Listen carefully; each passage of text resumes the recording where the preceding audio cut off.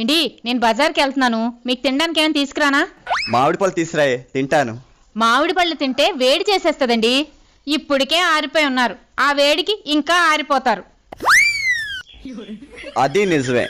Ice cream తీసురాయే, చల్లగుంటది.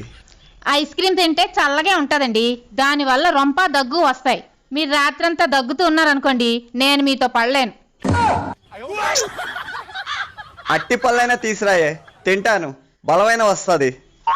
అట్టిపళ్ళు తింటే బలం వస్తుంది, కానీ మీకు అరక్క గ్యాస్ వస్తుంది. పోనీ ద్రాక్ష పళ్ళు తీసురాయే, తింటాను.